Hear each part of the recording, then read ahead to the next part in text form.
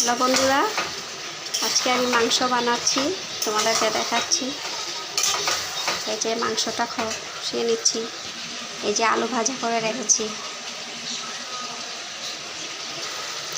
যে মাংসটা কষানো হয়ে গেছে, এখন আলুটা দিয়ে দেবো আমি এখানে। আলুটা ভেজে রেখেছিলাম আগেই, এই আলুটা দিয়ে দিচ্ছি আমি।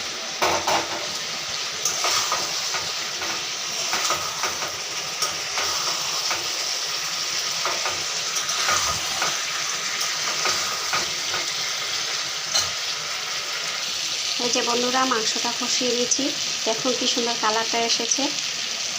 এখন জলটা দিয়ে দেবো অল্প, বেশি জল দেবো না, অল্প দিয়ে দেবো। এই যে জলটা দিয়ে দিলাম, 10-15 মিনিটের জন্য জাল হয়ে যাবে।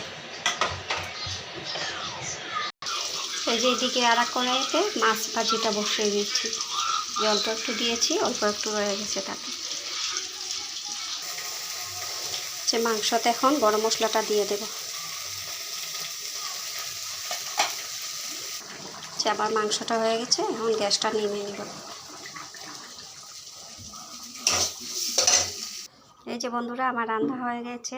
এই যে পোনা মাছ ভাজা, পোনা মাছের একটা চচ্চড়ি করেছি সাদা শস্য দিয়ে, এইটা লেগে মাংস বানিয়েছি। আজকে রান্না আমার হয়ে গেছে। এই যে প্রথমে ভাত, মাছ ভাজি, পেঁয়াজ, কাঁচা লঙ্কা, লেবু, তার সঙ্গে আছে মাছের ডিমের একটা, এটা আছে বাটার চিকেন, এটা মাছের ডিমের একটা ঝোল, এটা পোনা মাছের একটা চচ্চড়ি, আর এটা হলো চিকেন। তোমাদের কেমন লেগেছে আমাকে জানাবে। ভালো লেগে থাকে যদি কমেন্ট করবে, লাইক করবে আর শেয়ার করবে। আমার চ্যানেলটাকে সাবস্ক্রাইব করে দেবে। ধন্যবাদ।